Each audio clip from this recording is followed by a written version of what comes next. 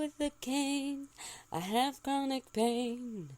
I am an aromantic, ADD frantic, partial deaf antics. I'm just your liberal geriatric millennial gal.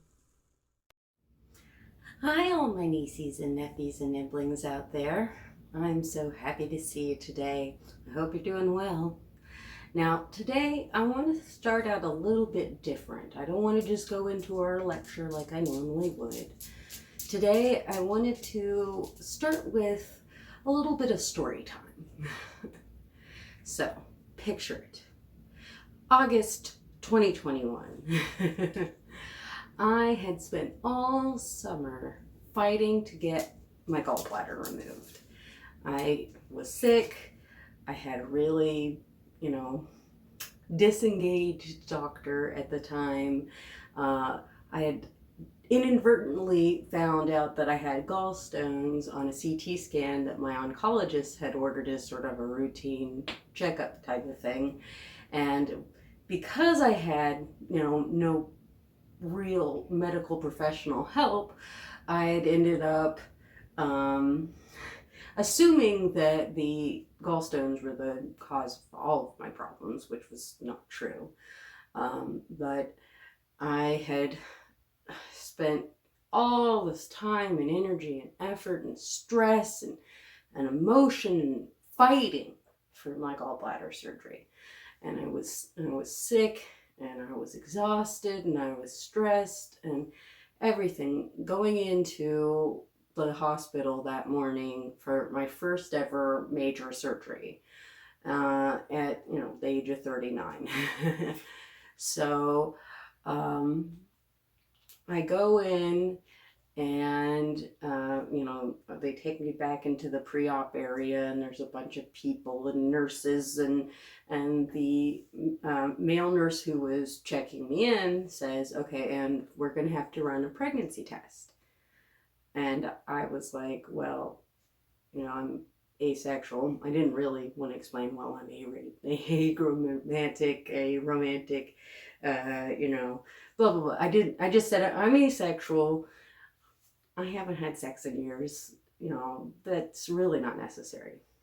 And he seemed puzzled and didn't quite understand what to do, and left, and I guess went and talked to somebody. And he came back, and he had a form for me to sign. And so I had to go through and sign that I was declining or refusing to have a pregnancy test before they would allow me to have the surgery I believed was going to make everything better. And it was a really uncomfortable experience.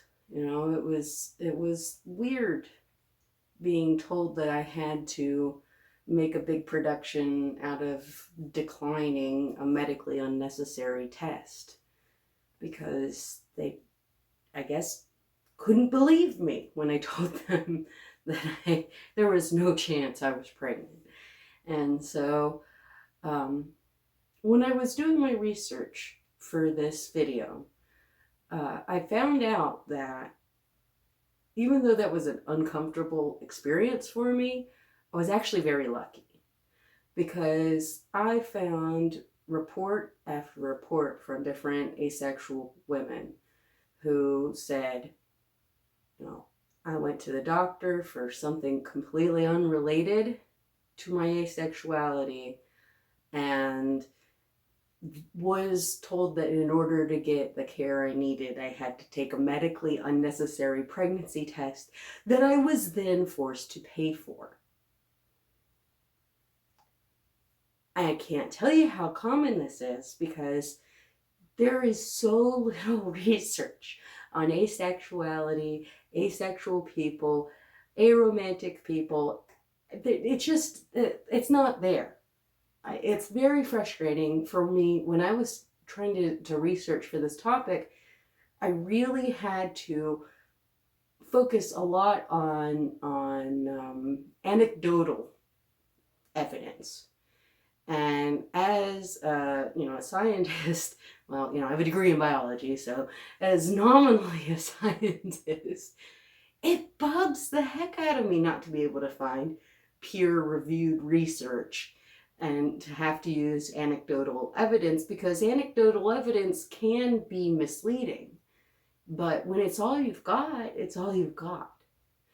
And so that's one thing that I realized in the making of this video itself, was that in a lot of ways, it was important for me to do this, even though it was difficult, because it'll be one of the few resources available online about medical discrimination and aromantics, period. I literally couldn't find anything that was specific to aromanticism and medical discrimination. I had to work around that. So let's go on a journey of what I did find and what I am able to say for certain and what I'm able to say from anecdotes about medical discrimination and the ASPEC community. So, the first thing that we have to discuss, of course, is that queer people in general face medical discrimination. And there's the kind of medical discrimination that is the worst to see, type where medical providers refuse service to queer people. And that's a documented phenomenon, but I think even more insidious than that is the type of medical discrimination that queer people face that isn't so easily identified. It's microaggressions, it's ordering unnecessary tests, it's being uncertain how to respond to the specific needs of a queer patient versus a heterosexual patient. Medical discrimination against queer people is, as far as I can tell, relatively common. What numbers I were able to find, of course, were mostly about LGBT type people, but it does seem like it's a fairly well-documented phenomenon in the few amount of studies that have been done on it. When it comes to asexuality specifically, a lot of the discrimination comes with the association with celibacy. Now, of course, not all asexuals are celibate. Some are sex indifferent, some are even sex favorable. But for asexuals who are sex repulsed or sex indifferent and have not or don't regularly engage in sex, it can be very complicated trying to get medical care, especially for women. The assumption when you come to see a doctor after a certain point is that you are sexually active. And so it's difficult sometimes for women who are not to get the kind of care they need.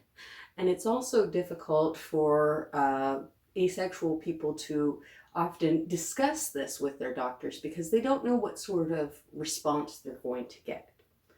Oftentimes, when an asexual person who is celibate tells their doctor that, they're met with disbelief, like I was.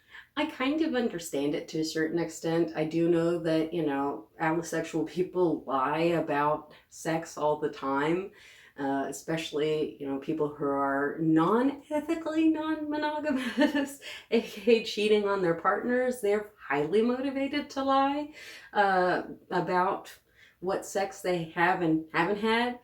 But it is really frustrating when you walk into an office and know that when that question comes up, you're not going to be believed.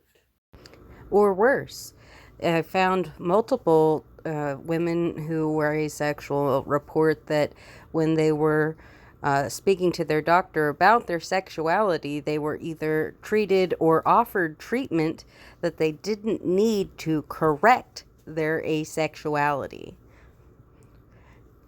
It's an unfortunate fact that asexuality is actually still considered a medical disorder if the individual does not self-identify as asexual.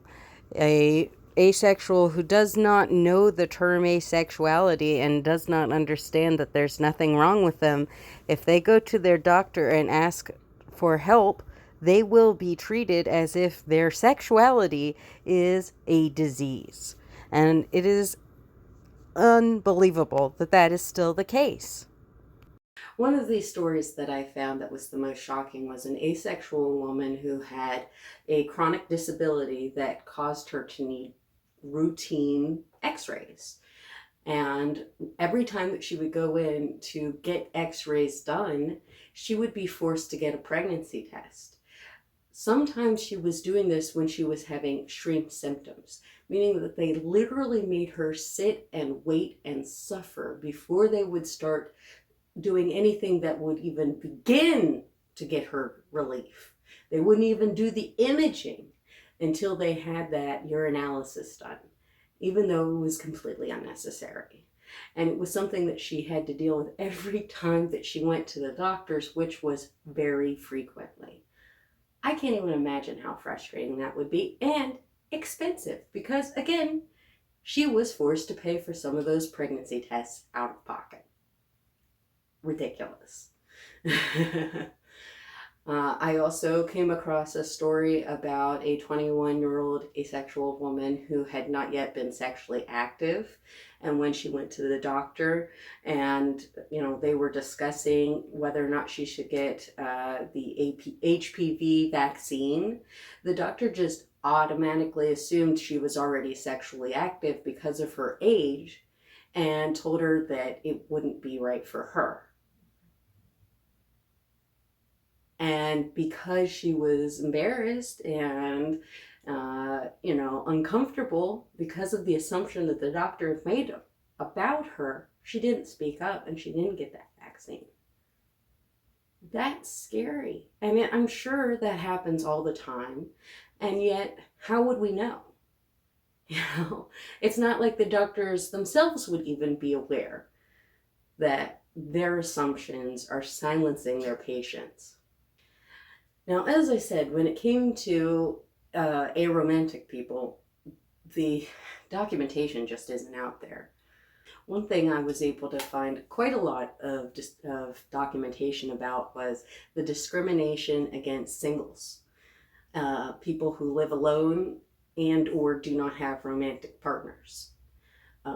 The healthcare system is set up for people to have nuclear families. That is the core assumption of how the medical system in the United States is set up. And so it is not uncommon for them to expect that you will have somebody who can give you a ride home after a medical procedure and who can stay and watch you after a medical procedure. And I can tell you for absolute certain that I personally have put off medical care, needed medical care, 4 months, even though it caused me pain and suffering, because I did not have a ride home. And I didn't have someone who could take care of me after my surgery. When I had my gallbladder removed last summer, the only reason I was able to get it done was because my aunt and uncle, who are elderly, came all the way up from South Florida, drove like 3.5 hours, and came and stayed with me for a few days. Thank goodness they were able to do that. They were able to drop everything and make that long drive and come up here and help me out, and I'm so grateful. But it doesn't change the fact that if they hadn't been able to do that, I don't know what I would have done.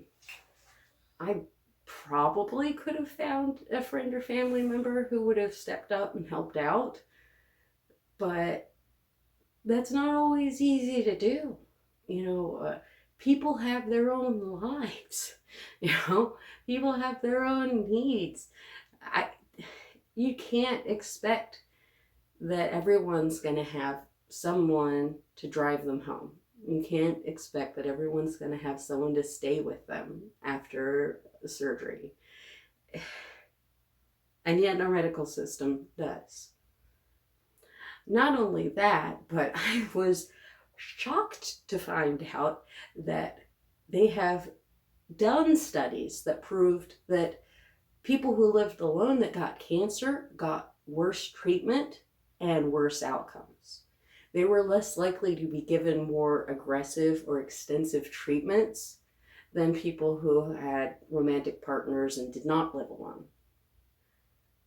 That absolutely blows my mind.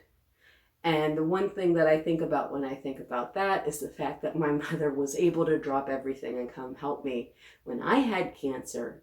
And she went with me to all my appointments. And it makes me wonder if the quality of care that I got was simply better just because she was able to come do that. And if she hadn't, would I have gotten worse care? Maybe. So there is a lot that our healthcare system needs to do to educate itself about queer people, but especially micro-labels, especially, identities outside of gay and straight, or people who aren't cis or binary. We all deserve excellent health care, the health care we need to live. And it's really shocking and it's really sad that something as simple as being asexual or aromantic can lead to worse health outcomes. So that's all I wanted to talk about today, my nieces and nephews and nibblings.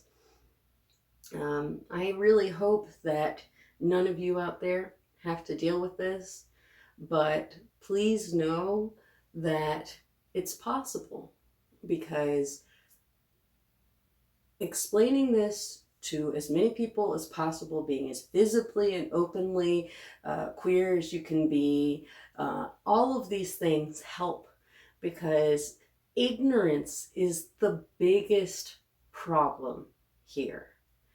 And when healthcare professionals don't know that we exist, then how are they going to know to take care of us?